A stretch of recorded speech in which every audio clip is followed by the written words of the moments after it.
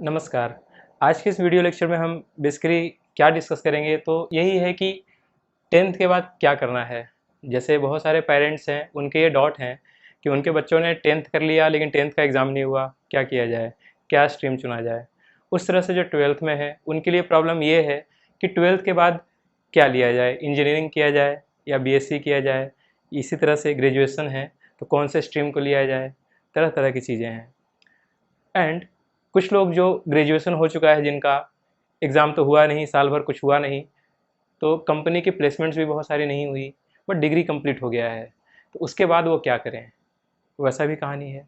लेकिन इन सबको देखा जाए तो आप देख सकते हैं कि एक डॉट है कि फ्यूचर को लेकर है कि एक सेफ्टी नेट क्या होना चाहिए। अगर इन चीज़ पे डिसाइड किया जाए तो हम 2 चीज़ों को देखना चाहेंगे। पहले कि हमारा ड्रीम क्या है, कि हम क्या करना चाहते हैं, इस तरह से हमें सब्जेक्ट को चुनना है। जैसे मान लिया जाए कि 10th के बाद हैं, आपको लगता है कि आपका मैथमेटिकल बैकग्राउंड है, आप उस तरह की चीज़ों में जाना चाहते हैं, जैसे अकाउंट्स प्रिपेयर करना, चीज़ों को समझना, उस तरह स्टैटिस्टिकल डाटा ये सब चीज़ें हों एंड डाटा का एनालिसिस हो, तो आप कॉमर्स ले सकते हैं। देन अगर आपको लगता है कि कुछ इनोवेशन टाइप में है, अगर जाना चाहते हैं, या फिर ये है कि फिजिक्स केमिस्ट्री मैथ जो आपने पढ़ा है वो कुछ वैसा इंटरेस्टिंग आपको लगा कि इसी चीज़ को आगे देखते हैं, परस्यू करते हैं, तो आप इंजीनियरिंग ले सकते हैं, बीएससी ले सकते हैं, तरह तरह की चीज़ें हैं। इसी तरह से आफ्टर ग्रेजुएशन क्या हो गया कि ग्रेजुएशन के बाद आपको जॉब नहीं लग रही है। अब जॉब नहीं लग रही है तो क्या किया जाए? क्या जॉब के लिए कुछ प्रिपेयर किया जाए तो कब तक किया जाए? जैसे किसी भी चीज़ के लिए आप फिर वोकेशनल ट्रेनिंग ज्वाइन कर लिया आपने, कुछ नया चीज़ सीखा जाए। जैसे बहुत सारे, अगर इलेक्ट्रिकल इंजीनियर हूँ, अगर मैकेनिकल इंजीनियर हूँ, इस स्ट्रीम में नहीं मिल रहा तो क्या कुछ कोडिंग सीख लिया जाए? इस तरह की चीज़ें हैं। इसी तरह से और भी तरह तरह के ग्रेजुएशंस के बाद इस तरह के डॉट्स हैं।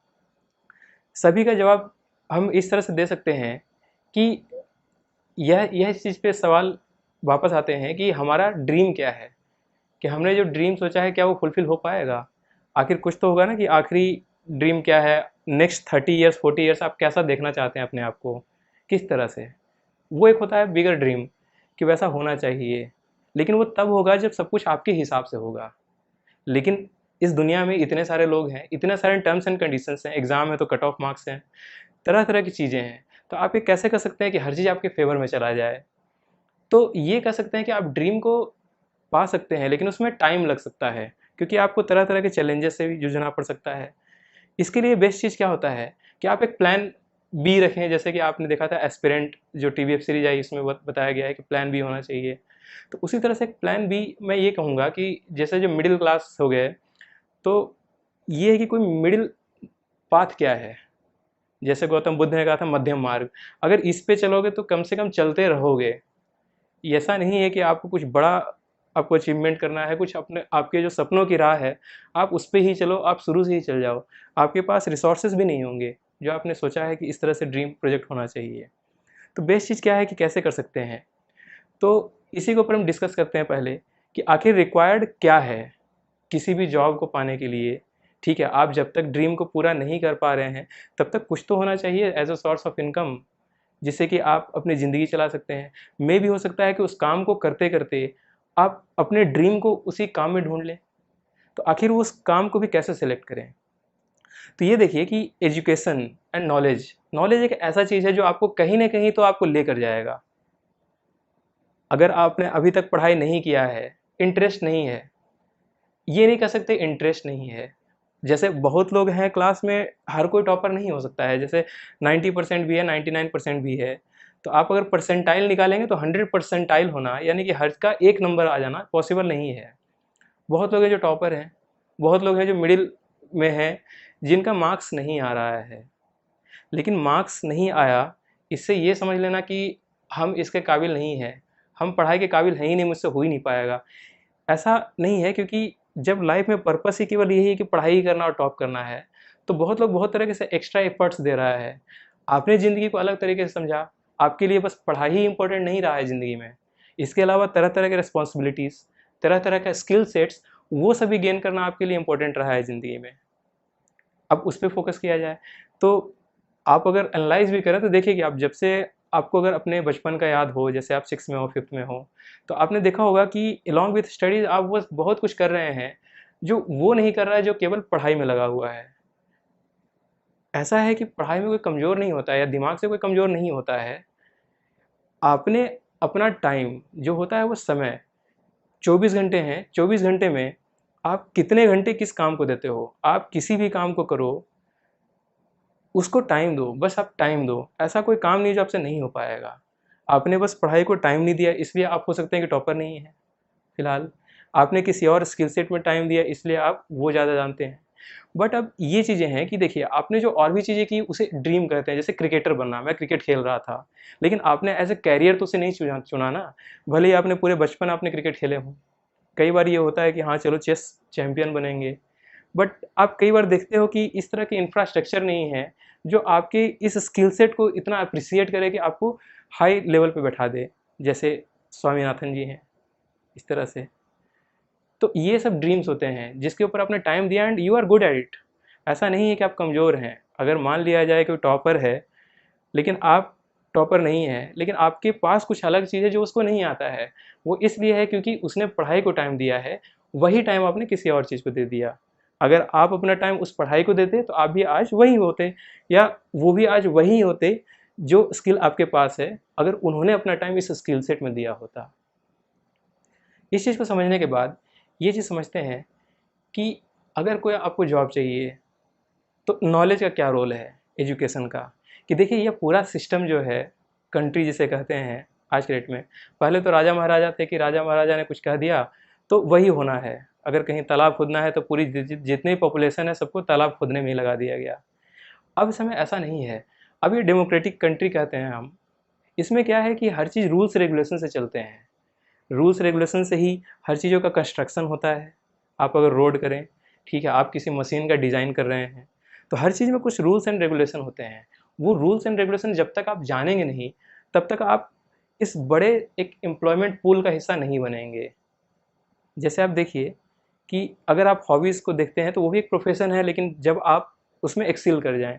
लेकिन कोई भी अगर आप जॉब लेते हैं, तो उसमें यही बेसिक चीज़ें हैं, कुछ पूछी जाती हैं कि क्या आपके पास वो समझने की टेंडेंसी है? क्या आप चीज़ों को समझ सकते हैं करने के लिए?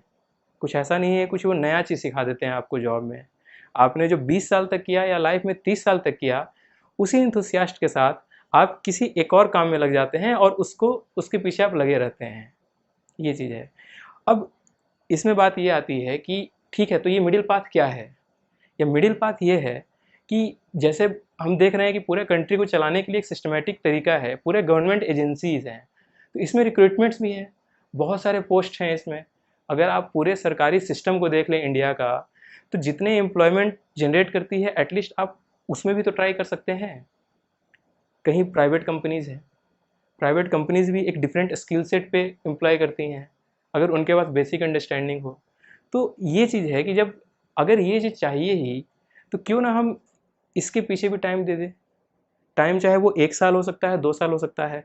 अगर आपके पास टाइम बहुत कम है, जैसे आपने ग्रेजुएशन किया, इसके बाद आपको 1 साल में जॉब चाहिए ही चाहिए, तो उसके लिए हो सकता है कि आप 1 साल दें अपने प्रिपरेशन में।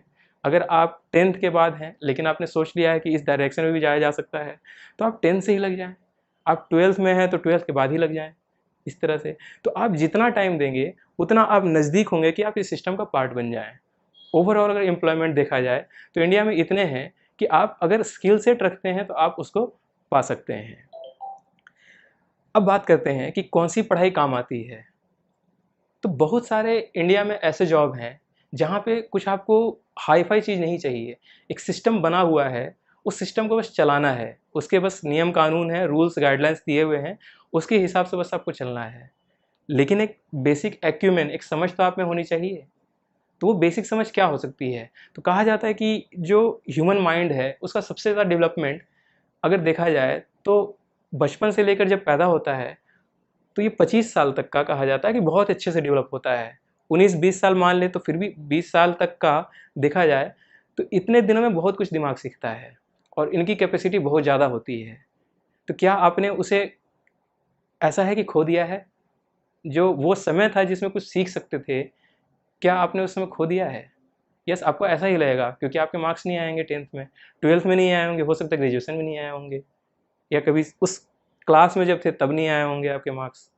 ऐसा पॉसिबल है कि आपको लगे, लेकिन रियली अगर देखा जाए तो वो जो आपका समय गया है वो ऐसा नहीं कि गया चला गया है, उसको आप वापस भी ला सकते हैं। जैसे आप ये चीज़ देखिए कि एवरी जॉब, किसी भी गवर्नमेंट एम्प्लॉयमेंट में देख लीजिए आप कि मैक्सिमम जो सिलेबस पूछा जाता है वो आपको अप टू 12th क्लास तक ही पूछा जाता है। आप देखिएगा इवन यूपीएससी जो है वो अप टू 12th तक ही पूछता है। एंड इन केस अगर आपको इंटरेस्ट आया, जैसे हिस्ट्री में इंटरेस्ट आया तो आपने उसकी थोड़ी और डिटेल्ड स्टडी कर ली, ज्योग्राफी में इंटरेस्ट आया तो ज्योग्राफी में थोड़ा और डिटेल्ड स्टडी कर ली, इकोनॉमिक्स में आया तो इकोनॉमिक्स थोड़ी और डिटेल्ड स्टडी कर ली, इवन मैथ्स फिजिक्स तो उसमें और डिटेल्ड स्टडी कर ली। आप अगर देखेंगे कि इंजीनियरिंग में भी अगर आप जाते हैं तो मैक्सिमम फॉर्मूले वही लगते हैं जो आपके 11th एंड 12th में हैं। इसी तरह से ज्योग्राफी के जो मैक्सिमम कंटेंट हैं, जो किसी भी एग्जाम में चला जाइए, वो आपको एनसीईआरटी किताब जो है, जो सीबीएसई बोर्ड का है, या इवन कोई भी ज्योग्राफी किताब जो किसी भी बोर्ड की हो, वो आपको वो पूरा कंटेंट दे देता है जो किसी भी एग्जाम में पूछा जा रहा है। तो अगर एक सेफर साइड देखा जाए कि एटलीस्ट अपने आप को एक ऐसे किसी एग्ज़ाम के लिए भी तैयार कर लें कि हमें सैलरी मिलती रहे, इसके बाद हम अपने ड्रीम को परस्यू करते हैं। तो उसके लिए बेस्ट चीज़ है कि आप बस ज़्यादा नहीं 1-2 साल दे दीजिए और उस टाइम को दे दीजिए जो आपने पिछले 20 साल में खोया है। जैसे आपने 20 साल पढ़ाई नहीं की, 12th तक का जो किताब है वो आपने नहीं पढ़ा सपोज दैट, तो आप 6th क्लास से उठाओ और 12th तक की किताब और अच्छे से पढ़ जाओ। और अभी तो ऐसा है कि आपको समझदारी और ज़्यादा होगी। आपने अगर मान लो 10th कर लिया है, इवन 12th कर लिया, ग्रेजुएशन कर लिया, तो जो आप नहीं समझ पा रहे थे उन चीज़ों का आप समझना शुरू कर देंगे। आज की डेट में यूट्यूब ये सब पे इतने वीडियो हैं कि कोई भी चीज़ आपको नहीं समझ में आ रहा, आप टाइप कीजिए तुरंत आपको मिल जाएगा। तो इस तरह से एक प्लान बी कह सकते हैं, या इवन यह कह सकते हैं कि कुछ एक एक आपका सेफ्टी नेट हो जिसके बाद आप अपने ड्रीम को सोच सकते हैं। तो उसके लिए ये है कि आपको उन रूल्स रेगुलेशन को तो जानना ही होगा जिससे कि इस गवर्नमेंट सिस्टम का आप पार्ट बन सकते हैं। और वो रूल्स रेगुलेशन यही 12th तक किताबों में है। आप पूरे कॉन्स्टिट्यूशन पढ़ जाते हैं इस 12th तक में, आप पूरे इंडिया की ज्योग्राफी पढ़ जाते हैं इस 12th क्लास तक में, आप इंडिया की इकोनॉमिक्स देख लीजिए, जो भी इंपॉर्टेंट कंसेप्ट्स हैं वो सब कुछ आप अप टू 12th तक पढ़ लेते हैं। तो इसलिए क्यों ना यह चीज़ सोचा जाए कि जो टाइम चला गया वो गया नहीं है, उससे हमने बहुत कुछ सीखा है। उसमें भी हम लोगों ने अपने आप को इस ये देखा है कि किस किस स्किल सेट को हम सीख सकते हैं। कई लोग होता है सोशलाइजेशन कहते हैं कि हाँ ये तो कहीं टिकता ही नहीं है, 10 लोगों से मिलते रहता है, तो वो सोशलाइजेशन है। आप मार्केटिंग इतना फास्ट कर रहे हैं अपना, ये चीज़ है। तो ये भी तो सीखने के लिए टाइम देना पड़ा ना आपको। आप यहाँ हैं, कल कहीं और हैं, वहाँ कुछ और लोगों से मिल रहे हैं, तरह तरह की बातें हो रही हैं, तरह तरह की चीज़ें सीखने को मिल रही हैं जो कि आपको नॉर्मल स्कूल के सिलेबस में नहीं मिल रहा है। तो ये सब चीज़ें भी हैं जिसे सीखने के लिए टाइम तो देना ही पड़ता है। तो फिलहाल अब ये मान के चलें कि एक शेड्यूल सेट कर लें कि 1 साल में मुझे ये चीज़ ख़त्म करना है, अप टू फर्स्ट क्लास से लेकर 12th तक का, अगर आपको नहीं आता है तो। बट पूरे अंडरस्टैंडिंग के साथ ख़त्म कर लीजिए आप 1 साल में या 2 साल में। और फिर देखिए कि जितने भी एग्ज़ाम्स हैं, एटलीस्ट ऐसा है कि कुछ ना कुछ तो आपको उसमें मिलेगा ही। तो इसलिए बहुत इम्पोर्टेंट है कि आप ज़्यादा नहीं, बस अप टू 12th तक जो आपने पढ़ा है इसी